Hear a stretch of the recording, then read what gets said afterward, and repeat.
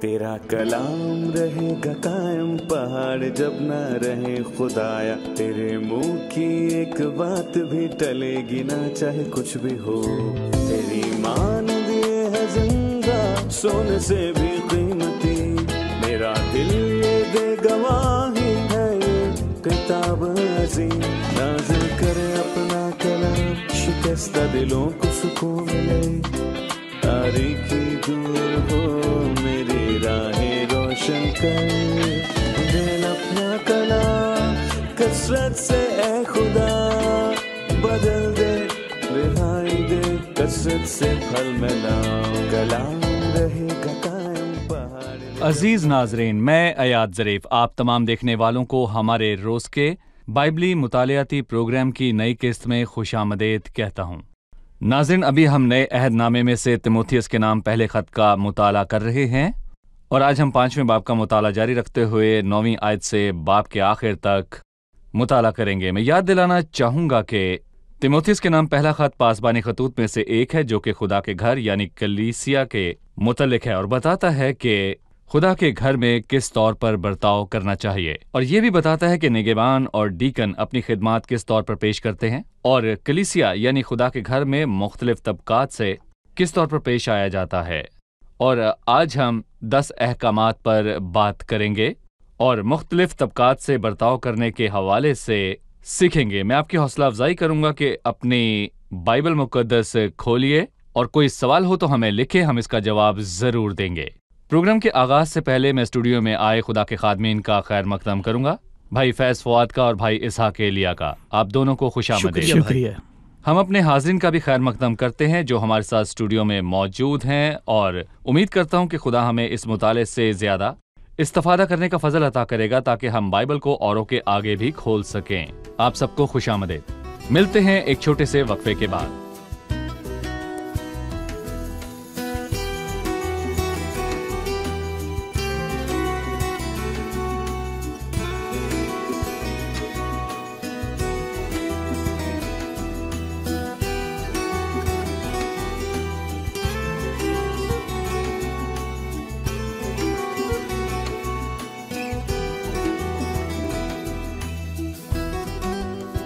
خوش آمدید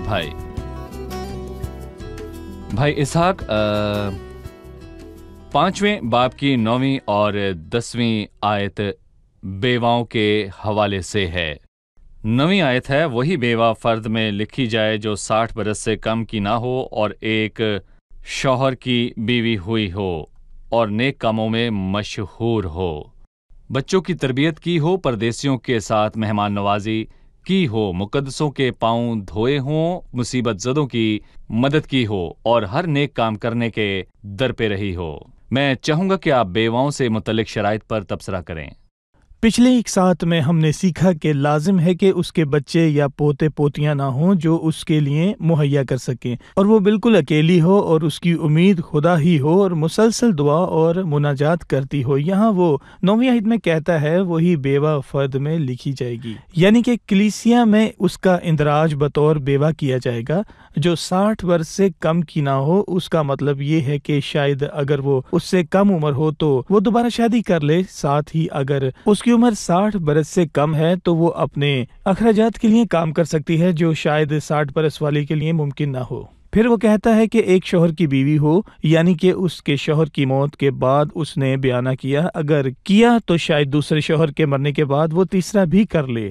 یہ وہ شرائط ہیں جو کہ ایک بیوہ کے لیے ہیں تاکہ وہ حقیقی بیوہ کے طور پر درج کی جا سکے، اور نیک کاموں میں مشہور ہو، بچوں کی تربیت کی ہو۔ میرا خیال ہے کہ یہاں نیک کاموں کا تعلق ایمان کے عملی کاموں سے ہے جو یہ تصدیق کرتے ہیں کہ ایک ایماندار ہے، پھر بچوں کی تربیت کی ہو، پردیسیوں کے ساتھ مہمان نوازی کی ہو۔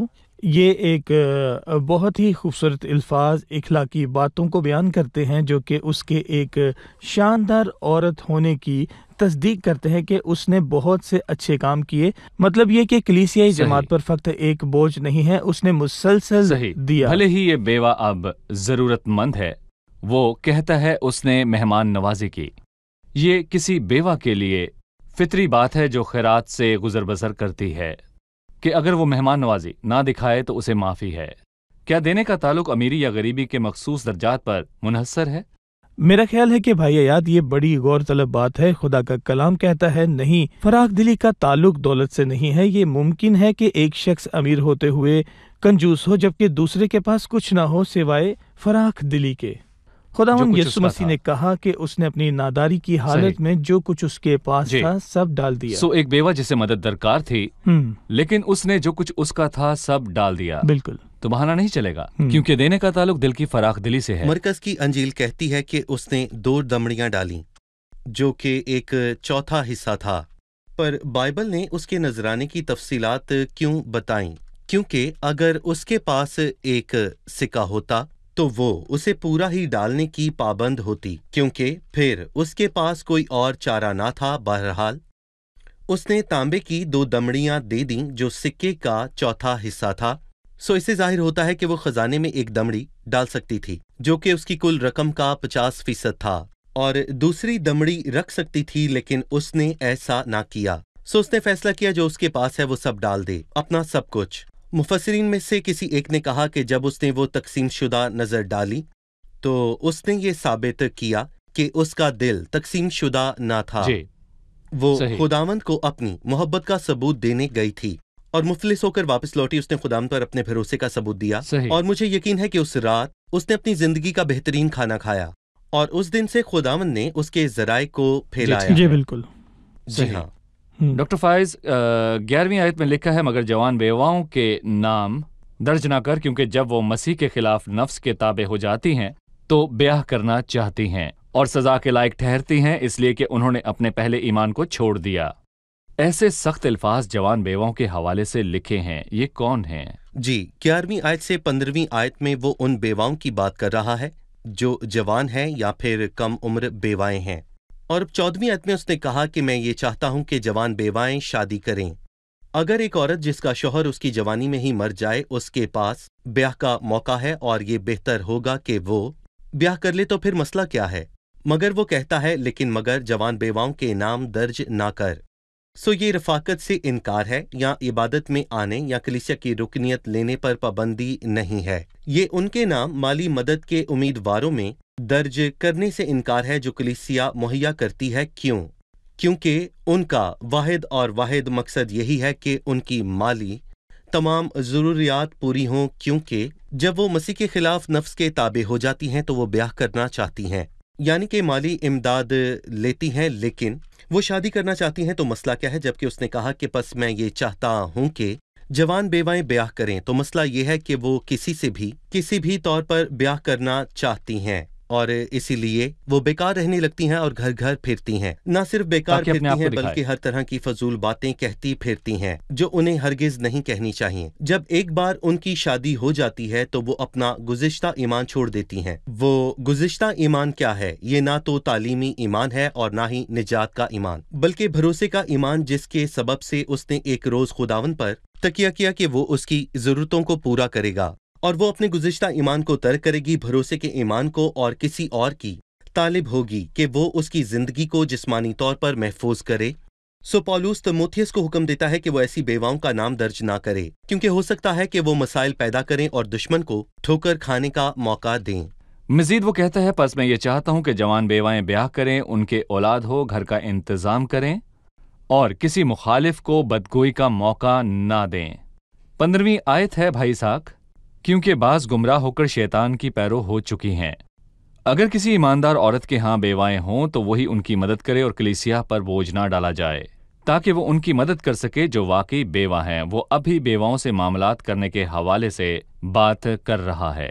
اس کے متعلق آپ کیا کہیں گے؟ ٹھیک ہے، لیکن میں اس پر بات کرنا چاہوں گا کہ پس میں کہنا چاہتا ہوں کہ جوان بیوائیں بیاہ کریں۔ میں یہ پیغام انہیں دینا چاہوں گا جو یہ دعویٰ کرتی ہیں کہ پالوس رسول بیاہ کے خلاف تھا۔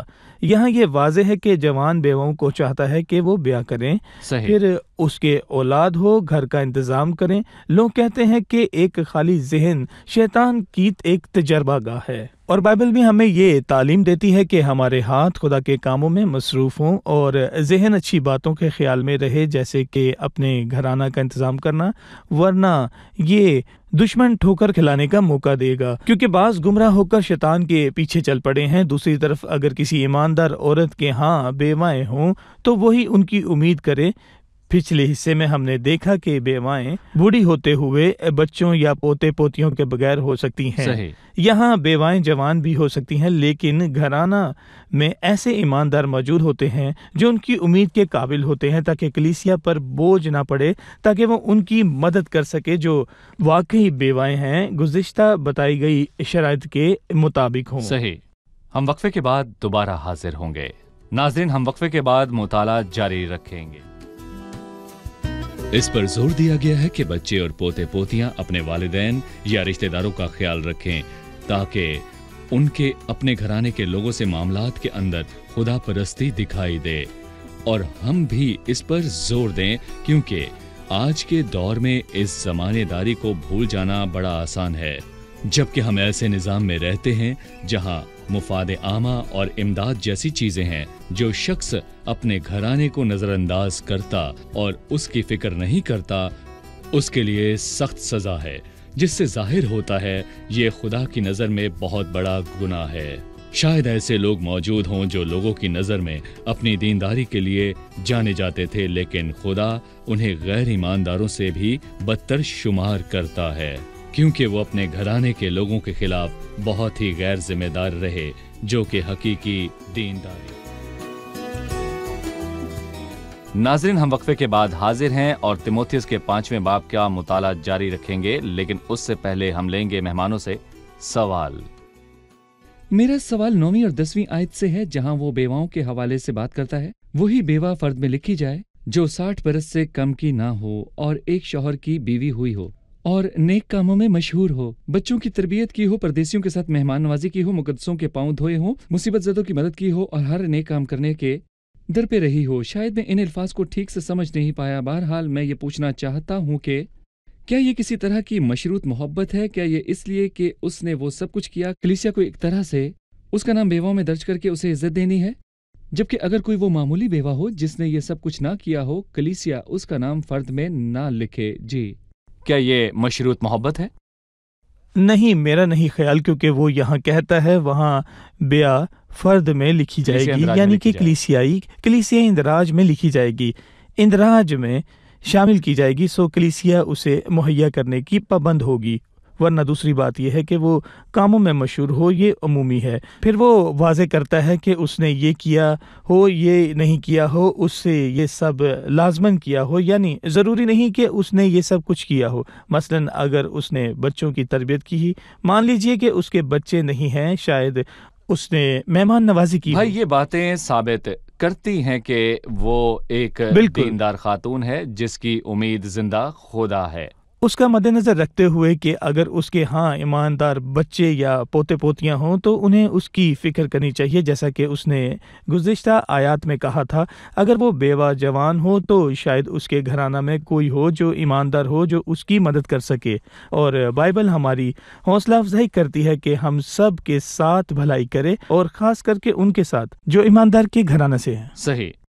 ڈاکٹر فائز 17ویں اور 18ویں آیت میں وہ بزرگوں کو احترام دینے کے حوالے سے بات کرتا ہے کہ جو بزرگ اچھا انتظام کرتے ہیں، خاص کر وہ جو کلام سناتے اور تعلیم دینے میں محنت کرتے ہیں، دو چند عزت کے لائق سمجھے جائیں، کیونکہ کتاب مقدس یہ کہتی ہے کہ دائیں میں چلتے ہوئے بیل کا منہ نہ باندھنا، اور مزدور اپنی مزدوری کا حقدار ہے۔ یہاں بزرگوں کو احترام دینے سے کیا مراد ہے؟ جو بزرگ اچھے انتظام کرتے ہیں، دو چند عزت کے لائق سمجھے جائیں، اس کا مطلب ہے کہ ان کو تعظیم اور احترام دیا جائے، اور عبرانیوں کے خط میں وہ یہ کہتا ہے کہ اپنے پیشواؤں کے فرما بردار اور تابع رہو، کیونکہ وہ تمہاری روحوں کے فائدے کے لیے ان کی طرح جاگتے رہتے ہیں۔ اسی کے ساتھ کلیسیا بزرگوں کی ضرورتوں کو پورا کرنے کے لیے ذمہ دار ہے۔ کلیسیا اس کی ضرورت کو پورا کرنے کے لیے ذمہ دار ہے۔ ایک اصول ہے جسے وہ 18ویں آیت میں بیان کرتا ہے کہ دائیں میں چلتے ہوئے بیل کا منہ نہ باندھنا۔ کیا خدا کو بیلوں کی فکر ہے؟ یہ حوالہ استثنا 25 سے ہے، اور اس کا ذکر لوکا کے 10ویں باب میں بھی کیا گیا، اور بائبل کا اصول ہے کہ مزدور اپنی مزدوری کا حقدار ہے۔ بھائی اسحاق 18ویں آیت میں لکھا ہے دائیں میں چلتے ہوئے بیل کا منہ نہ باندھنا، اور مزدور اپنی مزدوری کا حقدار ہے۔ بتائیے کہ یہ حوالہ کہاں سے دیا گیا ہے اور اس کا مفہوم کیا ہے؟ اس کا تذکرہ استثناء کے 25ویں باب میں کیا گیا ہے اور لوکا کی انجیل کی 10ویں آیت میں، اور پالوس رسول نے اس کا حوالہ پہلے کرنتھیوں کے 9ویں باب میں دیا ہے۔ وہ یہی کہنا چاہتا ہے جو کہ بیل اناج کو پیسنے کے لیے کام کرتا اور محنت کرتا ہے، وہ اس زمین کے کٹے ہوئے اناج کو کھاتا ہے۔ پالوس رسول نے کہا کیا خدا کو بیلوں کی فکر ہے؟ یا خاص ہمارے واسطے یہ فرماتا ہے جیسا کہ اصول ہے کہ جو خدمت کے کام کے واسطے جاں فشانی کرتا ہے اسے حق ہے کہ وہ اس کا پھل کھا سکے۔ مزدور اپنے واسطے نہیں مانگتا، بالکل، بلکہ خدا ہی ہے جو اس معاملے میں طریقے کو واضح کرتا ہے اور کلیسیا کو اس کی فکر کرنا ہے۔ جی کلیسیا کو اس کی فکر کرنا ہے۔ جی یقیناً اسے مانگنا بھی چاہیے۔ خدا آپ کو برکت دے۔ ڈاکٹر فائز بزرگوں کے معاملے پر واپس آتے ہیں۔ 19ویں اور 20ویں آیت میں وہ بزرگوں کے متعلق کہتا ہے جو دعویٰ کسی بزرگ کے خلاف کیا جائے بغیر 2 یا 3 گواہوں کو اس کو نہ سن، گناہ کرنے والوں کو سب کے سامنے ملامت کر تاکہ اوروں کو بھی خوف ہو۔ جب وہ بزرگوں کو عزت دینے کے حوالے سے بات کر چکا تو اس نے انہیں ملامت کرنے کے حوالے سے بات کی۔ 17ویں اور 18ویں آیت بزرگوں کے متعلق ہے جو کہ عزت کے لائق ہیں، اور 19ویں اور 20ویں ان کے لیے جو مسلسل گناہ کرتے ہیں۔ یعنی کہ اگر یہ ثابت ہو جائے کہ وہ بزرگ گناہ کر رہا ہے تو کسی بھی بزرگ کے خلاف یہ دعویٰ 2 یا 3 گواہوں کے بغیر نہ مانا جائے۔ دیکھیں، بائبل کا اصول یہ ہے کہ ہم ایک فریق کی بات نہ سنیں، گناہ کو کم سے کم 2 یا 3 گواہوں کے وسیلے سے ثابت کیا جائے، اور یہ غلطی تب تک ثابت نہیں کی جا سکتی جب تک کہ اس کی بات نہ سنی جائے جس پر اس نے الزام لگایا ہے۔ اور ایک فاضل شخص نے فرمایا کہ خداوند نے ہم کو 2 کان دیے ہیں تاکہ دونوں فریقین کو سنا جائے، اور اگر کسی بزرگ کے خلاف دعویٰ ثابت ہو جائے تو اسے سب کے سامنے ملامت کی جائے، اور اگر اس گواہی کے سبب سے کسی کو ملزم ٹھہرایا جائے گا تو یہاں تنبیہ ذاتی نصیحت یا ذاتی ملامت سے ذرا بڑھ کر ہوگی، اور کلیسیائی رفاقت سے برطرف کر دینے سے بڑھ کر ہوگی۔ اگر خطا خداوند کے جلال کی توہین جیسی سنگین نہیں ہے تو یہ تنبیہ کسی بھی طرفداری کے بنا کی جائے تو بہتر ہوگا۔ تمام لوگوں کے لیے تنبیہ یا ملامت کا معاملہ ایک جیسا ہونا چاہیے اور اس میں ذاتی مفاد کا عمل دخل نہ ہو، اور اسی لیے وہ کہتا ہے کہ گناہ کرنے والوں کو سب کے سامنے ملامت کر تاکہ اوروں کو بھی خوف ہو۔ شکریہ۔ میرا خیال ہے کہ بھائی عیاد اس کا تعلق عوام میں گواہی یا شہادت کو متاثر کرنے سے ہے، اور جو کوئی اس معاملے کو دیکھتا ہے اسے ذہن میں یہ بات رکھنا چاہیے کہ جو کلیسیا کی نمایاں شخصیت ہیں وہ ابلیس کے الزام کے نشانہ پر ہمیشہ رہتی ہیں۔ سارا معاملہ شاید سچ نہ ہو، سو احتیاط ضروری ہے، جیسا کہ ڈاکٹر فیاض نے کہا کہ بہرحال یہاں وہ بات بھی دہرانا چاہوں گا کہ گناہ کرنے والوں کو سب کے سامنے ملامت کر اس کا تعلق ہر غلطی پر نہیں ہوتا۔ کچھ گناہ ایسے ہوتے ہیں جنہیں ذاتی طور پر پوشیدگی میں دیکھنا پڑتا ہے، پوری کلیسیا کی موجودگی میں نہیں۔ مثلاً پالوس رسول نے پطرس کی مخالفت کی کیونکہ اس نے خود کو اوروں سے باز رکھا، لہٰذا اس نے تعلیم اصول کی خلاف ورزی کی تو اسے اس کی برملا مخالفت کرنا پڑی تھی۔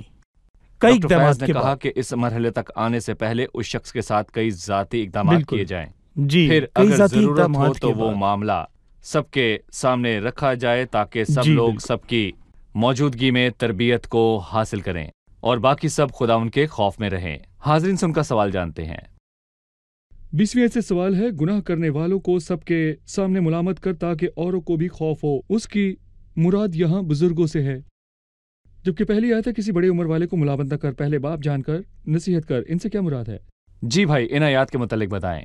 جی 5ویں باب کی پہلی آیت میں لکھا ہے کہ کسی بڑی عمر والے کو ملامت نہ کر۔ یہ بوڑھا شخص کسی طور پر اس لائق نہیں کہ کوئی جوان اسے ناروا لہجے میں بات کرے۔ کسی بھی جوان کو یہ اجازت نہیں کہ وہ بے قصور بوڑھے سے نامناسب طور پر بات کرے، صرف اس لیے کہ اسے اس کی رائے پسند نہیں۔ لیکن اگر اس بوڑھے کی غلطی ہو اور وہ ثابت بھی ہو جائے تو کلیسیا میں کسی کو حق نہیں کہ اسے ملامت کرے۔ سب کی موجودگی میں ملامت کرنے کا فیصلہ کسی ایک شخص کا نہیں ہے، یہ کلیسیائی فیصلہ ہے۔ یہ واضح ہے کہ کلیسیا جو کسی شخص کو ملامت کرتی ہے وہ کوئی مخصوص شخص نہیں ہے، ٹھیک ہے؟ جی 22ویں آیت میں لکھا ہے کسی شخص پر جلد ہاتھ نہ رکھنا اور دوسروں کے گناہوں میں شریک نہ ہونا، اپنے آپ کو پاک رکھنا۔ ڈاکٹر فیض، میں جاننا چاہوں گا کہ اس سے کیا مراد ہے؟ ہاتھ رکھنے سے مراد اس شخص کو خدمت کی اجازت دینا ہے۔ نہ صرف یہ بلکہ جب میں اپنے ہاتھ رکھتا ہوں تو یہ ایک اشارہ ہے کہ میں اپنے سارے دل اور اپنی ساری جان سے اس کی خدمت میں اس کے شریک ہوں. اگر میں ہاتھ رکھنے میں جلدی کروں تو یہ اگر ثابت ہو جائے کہ وہ شخص اپنی خدمت میں صحیح نہیں، تو گویا میں اس کی اس غلطی میں شریک ہوا جو اس نے خدمت کے دوران کی، کیونکہ میں نے معاملے کی صحیح طور پر چھان بین نہیں کی. مجھے یاد ہے کہ یشوا نے ایک بار ہاتھ رکھنے میں جلد بازی کی تو کیا ہوا کہ جبونیوں نے بڑی چالاکی سے کام لیا اور کچھ رسد اپنے ساتھ لے گئے، مگر اسے خداوند سے مشورہ لینا چاہیے تھا اور پھر دعا کرنی چاہیے تھی. لیکن اس نے ہاتھ رکھنے میں جلد بازی کی اور اس کی غلطی ثابت ہوئی اور اس سے بڑا مسئلہ ہو سکتا تھا، لیکن خداوند نے اسے بتایا کہ انہیں لکڑیاں کاٹنے اور پانی نکالنے کے کام میں لگا لیں. یشوا نے ہاتھ رکھنے میں جلد بازی کی اور بعد میں اسے پچھتانا پڑا. جی، اس کو ذہن میں رکھتے ہوئے کہ اس کا اطلاق اب بھی نہیں ہوتا، کیونکہ اب کوئی رسول نہیں ہے، نہ ہی کوئی رسولی نائب ہے یا براہ راست کوئی رسولی وفد نہیں. ٹھیک ہے، اور آج کوئی ہاتھ رکھنے کی ضرورت نہیں. جی اجازت ہے، آپ کو اجازت ہے. بزرگوں کا ہاتھ رکھنا بطور اجازت ہوا کرتا تھا. بہرحال یہ ایک رسولی کام تھا. جی، رسولی کام. ٹھیک ہے بھائی. اسحاق 23ویں آیت کو اکثر غلط انداز میں پڑھا جاتا ہے. میں پہلے اس غلط انداز میں پڑھنا چاہوں گا، پھر صحیح انداز میں. بہت سے لوگ 23ویں آیت کو اس انداز میں پڑھتے ہیں، میدا کی وجہ سے ذرا سی میں بھی کام میں لایا کر. پتہ نہیں کس نے سمجھا دیا. جبکہ پہلے تیموتھیوس کے 5ویں باب کی 23ویں آیت میں صحیح تلاوت ہے، آئندہ کو صرف پانی ہی نہ پیا کر بلکہ اپنے میدے اور اکثر کمزور رہنے کی وجہ سے ذرا سی میں بھی کام میں لایا کر. یہ بائبل کی تلاوت ہے اور اس کے علاوہ اسے پڑھنے کا کوئی دوسرا طریقہ نہیں. ان الفاظ کا کیا مفہوم ہے؟ یہ واضح ہے کہ پالوس رسول جانتا تھا کہ تیموتھیوس کچھ جسمانی کمزوریوں کا شکار ہے، جس میں معدے کی کمزوریاں بھی شامل ہیں، اور واضح طور پر یہ اس کا علاج تھا. اس نے اسے پینے کو نہیں بلکہ کام میں لانے کو کہا. کام میں لانے کا تعلق دوا سے ہے.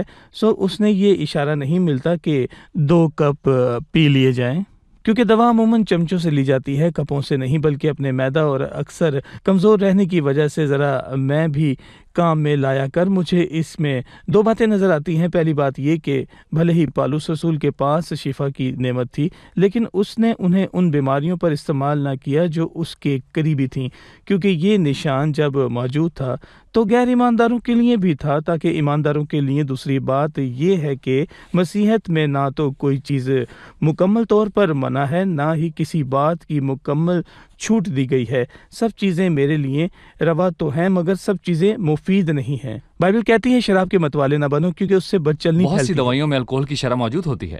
بالکل ٹھیک ہے. یہ بطور دوا استعمال ہوتی ہے. جی. اور کہا گیا اس کا مقصد اس کا معدہ اکثر کمزور رہتا تھا. اس کے معدے اور کمزور رہنے کی وجہ سے میں چاہتا ہوں کہ بھائی اسحاق آپ ایک آخری تبصرہ کریں 24ویں اور 25ویں آیت پر. بعض آدمیوں کے گناہ ظاہر ہوتے ہیں اور پہلے ہی عدالت میں پہنچ جاتے ہیں اور بعض کے پیچھے جاتے ہیں. اس طرح بعض اچھے کام بھی ظاہر ہوتے ہیں اور جو ایسے نہیں ہوتے چھپ نہیں سکتے. جی بھائی بتائیے گا. بعض آدمیوں کے گناہ ظاہر ہوتے ہیں اور پہلے ہی عدالت میں پہنچ جاتے ہیں. اس کا مطلب یہ بے گناہ ہے نہیں، یہ واضح اور لوگوں کے سامنے ہے. مثلا جب کوئی لوٹ مار کرتا، جھوٹ بولتا یا دوسروں کی دل آزاری کرتا، جبکہ لوگ یہ توقع کرتے ہیں جو کچھ اس شخص نے بویا وہی کاٹے گا. ایسے گناہ اپنے آپ میں ہی اس کا ثبوت رکھتے ہیں کہ ان کی عدالت کی جائے.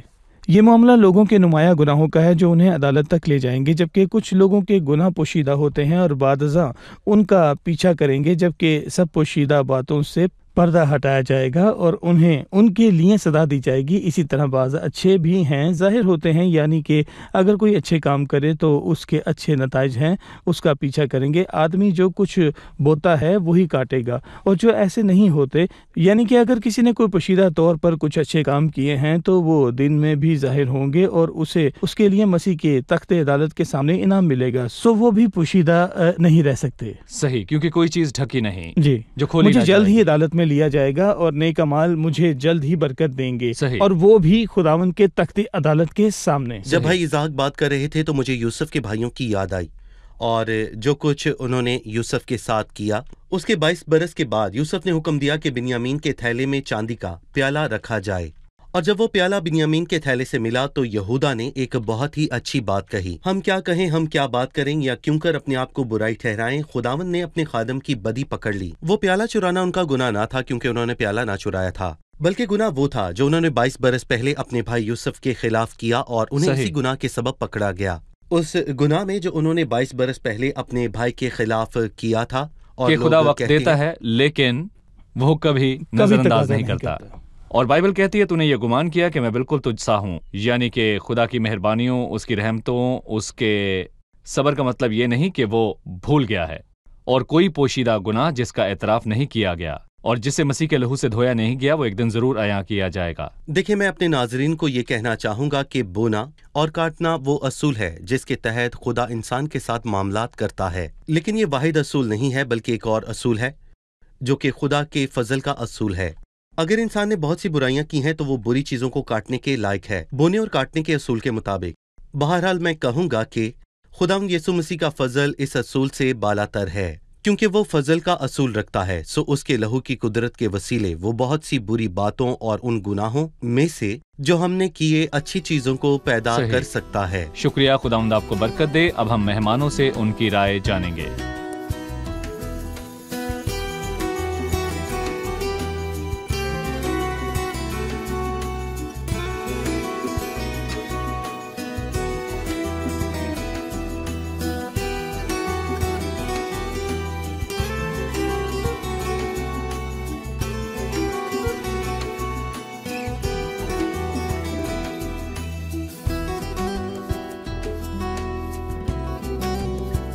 آپ تیار ہیں؟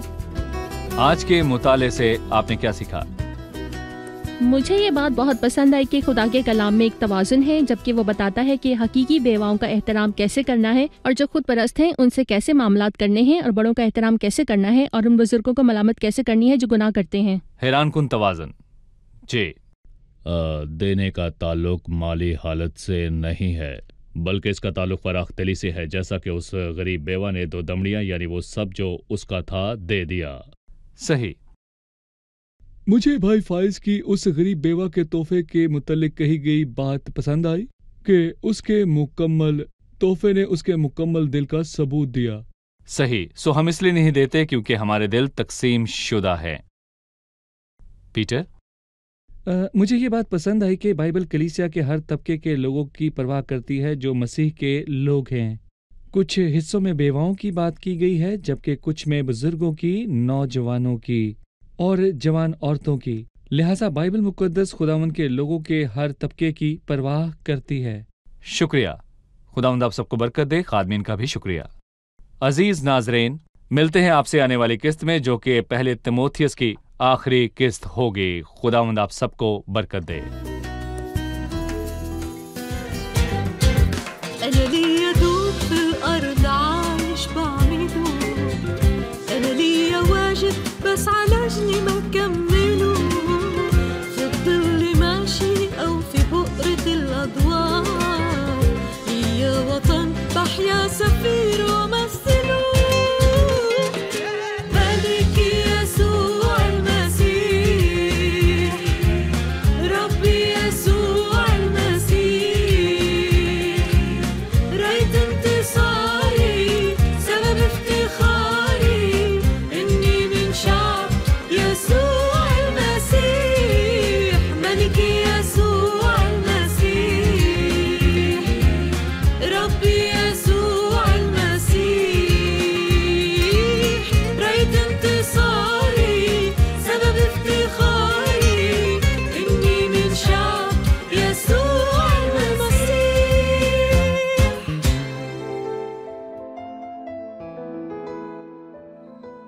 تیرا کلام رہے گا قائم، پہاڑ جب نہ رہے خدایا، تیرے منہ کی ایک بات بھی ٹلے گی نہ، چاہے کچھ بھی ہو۔